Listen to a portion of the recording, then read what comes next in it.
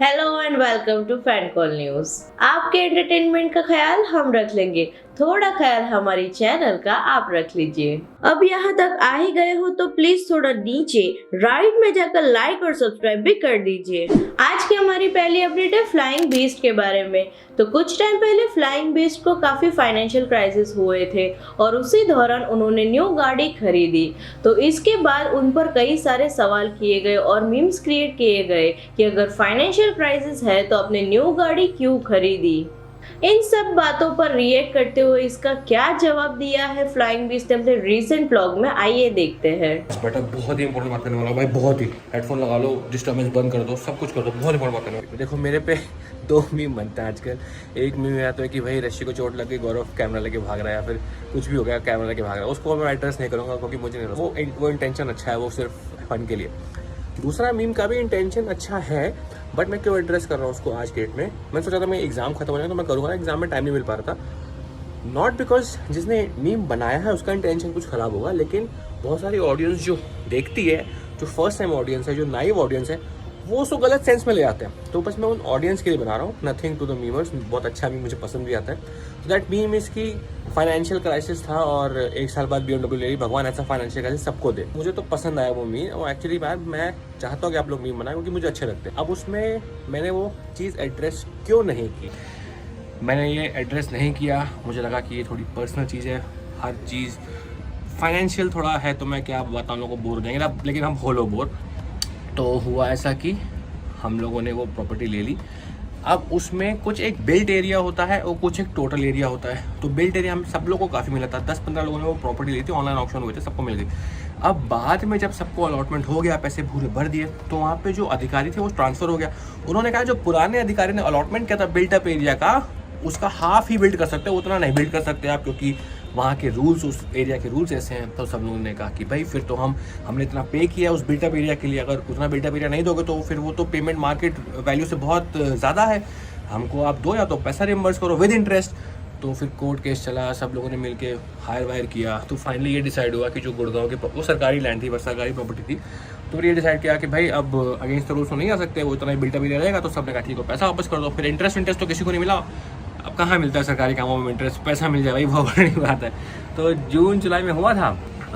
उसके बाद हम लोग का इंटरेस्ट भी लग गया, क्योंकि शायद वो वेबसाइट की गलती थी, हमने पूरा पेमेंट कर दिया। मेरे कुछ पेमेंट्स फंसे हुए थे, जैसे मैंने बताया भी था, वो जिस वजह से फाइनेंशियल कैसे आया। मेरी पूरी सैलरी अकाउंट खाली हो चुका था, जो FD मैंने बचाई थी वो पूरी खाली हो चुकी थी। कुछ मैंने पापा से लोन लिया था, कुछ ऋतु से लिया था। तो सारा मैंने मतलब जमा पूंजी जुगाड़ के, भाई देखो इंडिया में क्या है, आप क्या सोचते हो, एक गाड़ी हो जाए, एक अपना खुद का अच्छा घर बना ले बच्चों के लिए और लाइफ सेटल हो जाएगी। तो वो घर मतलब हो गया था कि भाई ले लेंगे वहाँ पे, बट फिर वो फाइन पड़ गया उसका। वो सिस्टम की कुछ एरर थी। 15 दिन से हमारा पेमेंट लेट था, क्योंकि मेरी बहुत सी ब्रांड से पेमेंट अटकी हुई थी। वो मैंने कहा कि आओ, जैसे ही वो आई 15 दिन लेट हो गए, लेकिन वेबसाइट ने उसको 1.5 साल मान लिया, कुछ डेसिमल इधर उधर हो गए। तो हमको 1.5 साल का लेट फाइन पेमेंट लगा। होनी चाहिए थी कुछ 22,000 रुपये, हमें कुछ 32 लाख, कुछ बहुत हैवी लग गया था। तो उसके लिए हमने चक्कर काटा, हालांकि वो ठीक हो गया। तो मैं कहना ये चाहता हूँ कि तो हमारी सारी जमा पूंजी लग गई, और उस समय तो फाइनेंशियल क्राइसिस हो ही गया था ना भाई, क्योंकि आपके पास। And also financial crisis is different for different people, आपको समझना पड़ेगा। आप ये कंपेयर नहीं कर सकते कि हो सकता है अंबानी के अकाउंट में जब सिर्फ 20 करोड़ रुपए हो तो उसके लिए वो फाइनेंशियल क्राइसिस हो, किसी के अकाउंट में सिर्फ 500 रुपये हो तो उसके लिए वो फाइनेंशियल क्राइसिस हो, किसी के अकाउंट में सिर्फ 1.5-2 लाख रुपये हो तो उसके लिए फाइनेंशियल क्राइसिस हो। सबके लिए अलग अलग होता है। तो जब हमारा सारा वो चला गया अकाउंट से पैसा, तो it was a financial crisis for us, because उस समय मेरी जॉब भी चली गई थी, तो स्टेबल इनकम भी नहीं थी।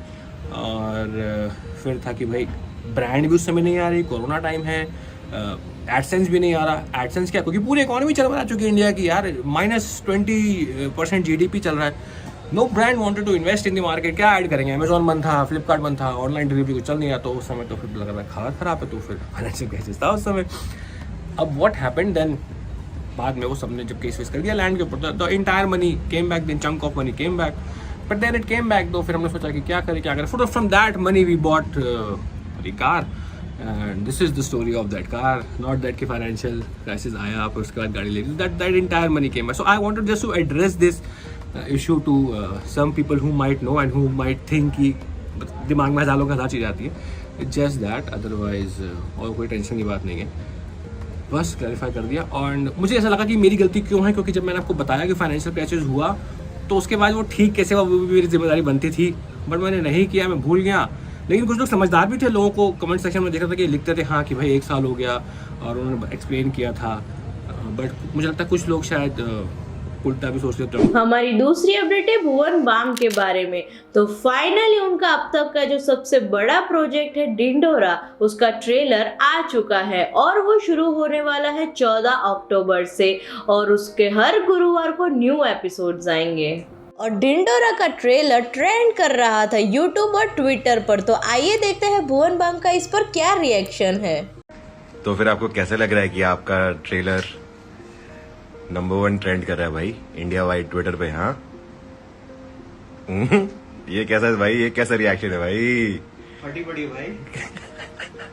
अगर आप में से किसी ने ट्रेलर नहीं देखा हो तो लिंक हमने डिस्क्रिप्शन में दे दी है, आप जाके देख सकते हो।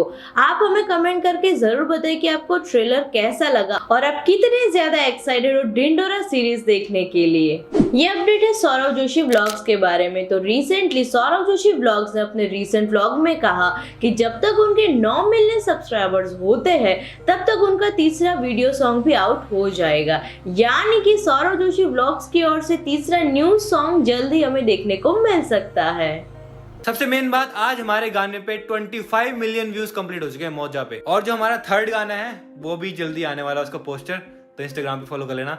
वो तो इससे भी मस्त है, मतलब इससे भी पार जाएगा। वो साहिल का पर्सनल फेवरेट है, वो मौजा से मस्त लगता है, वो आ जाएगा 9 मिलियन तक आ जाएगा। अब हम बात करने वाले हैं गैजेट्स टू यूज के ओनर के बारे में। तो उनके किसी रिलेटिव को हॉस्पिटल में एडमिट किया था और सर्जरी भी की थी, लेकिन हॉस्पिटल वालों की गलती के कारण हॉस्पिटल वालों ने चार्ज डबल कर दिया और उन्होंने बोला कि जो चार्ज बोला है वो आप पे करो तो ही हम पेशेंट्स को रिलीज करेंगे, वरना नहीं करेंगे। तो आइए देखते हैं एक्चुअल मामला क्या है। दोस्तों, मैं हूं अभिषेक और मैं यहाँ BLK हॉस्पिटल में हूँ करोल बाग में। यहाँ पे मेरे फैमिली मेम्बर हैं जिनकी सर्जरी जो है कल हुई थी और उस सर्जरी का जो बिल है वो मैं यहाँ पे कर दिया है। उसका जो रिमेनिंग अमाउंट है वो मैं पे करने के लिए तैयार हूँ, लेकिन यहाँ पे हॉस्पिटल के अंदर कुछ गलती हुई है जिसकी वजह से उन्होंने उस बिल का जो चार्ज है, बेसिकली सर्जरी का जो चार्ज है उसको डबल लगा दिया है। हालांकि उन्होंने वो डबल कर भी दिया है और उसके बाद ना तो मुझे नोटिफाई किया है और ना ही मुझे बताया है। साथ ही साथ वो मुझे फोर्स भी कर रहे हैं कि आप ये अमाउंट पे कर दीजिए। वो इंश्योरेंस कंपनी के लिए बोल रहे हैं कि इंश्योरेंस कंपनी जो है क्लेम देगी तभी हम वो करेंगे। हमारी इंश्योरेंस कंपनी ऑलरेडी वो क्लेम अप्रूव कर चुकी है, लेकिन जो मिस्टेक इन्होंने करी है वो इनके पेपर्स के साथ मेरे पास है, तो वो अगर आप चाहेंगे तो मैं शेयर कर दूंगा। इन्होंने बेसिकली जो मुझे कॉस्ट बताई थी सर्जरी की उसकी डबल चार्ज की है और अब ये लोग कह रहे हैं कि वो गलती से हो गया, लेकिन आपको देना पड़ेगा जब तक ये इशू रिजॉल्व नहीं होता। इतना सब कुछ होने के बाद अभिषेक भटनागर ने पोस्ट करते हुए कहा, Finally, I had to pay double the amount to relieve my patient as they give me no other option. I had to pay because of BLK hospital mistake. They forced me to pay also. They gave me no other option. Very very bad experience. हमारी अगली update है उस controversy के बारे में जो फिलहाल काफी चर्चा में है। मैं बात कर रही हूँ UK07 राइडर और आमिर माजिद के बारे में। तो रिसेंटली आमिर माजिद ने अपने इंस्टाग्राम पर स्टोरी पोस्ट की है जिसे देखकर लगता है कि उनकी ओर से दूसरा डिस ट्रैक आ सकता है, यानी कि उनकी स्टोरी देखकर तो यही लगता है कि भाई दूसरा डिस ट्रैक आ सकता है जल्दी। तो देखते हैं कि क्या नया आता है आमिर माजिद की ओर से। अब हम बात करने वाले हैं UK07 राइडर के बारे में। तो रिसेंटली UK07 राइडर ने अपनी चैनल पर वीडियो अपलोड किया है, यानी कि व्लॉग अपलोड किया है जिसमें वो मिले हैं लक्ष्य चौधरी से। तो अगर आप वो उनका व्लॉग देखना चाहते हो तो लिंक हमने डिस्क्रिप्शन में दे दी है। हमारी लास्ट अपडेट है थकेश के बारे में। तो रिसेंटली थकेश ने पोस्ट करते हुए कहा था कि रोस्ट मी इन 30 सेकेंड्स, और वो 30 सेकेंड की रोस्ट उन्हें थकेश के मेल आईडी पर मेल करनी होगी। उसमें से वो सिलेक्ट करके बताएंगे कि कौन सी वीडियो सबसे बेस्ट है। लेकिन वो पोस्ट थकेश को जल्दी डिलीट करनी पड़ी, और थकेश को क्यों डिलीट करना पड़ा पोस्ट उन्होंने कम्युनिटी पोस्ट करते हुए बताया। एक ही दिन में इतने वीडियोस आ गए थे, 1000 के ऊपर कि देखना मुश्किल हो जाता। सो अभी के लिए उतनी ही एंट्रीज। थगिश की भी सही बात है कि इतने सारे वीडियोस एक ही दिन में देखना इज इम्पॉसिबल। तो देखते हैं कि थगिश को किसका वीडियो सबसे ज्यादा पसंद आता है। तो बस आज के लिए इतना ही। वीडियो कैसा लगा हमें कमेंट करके जरूर बताएं।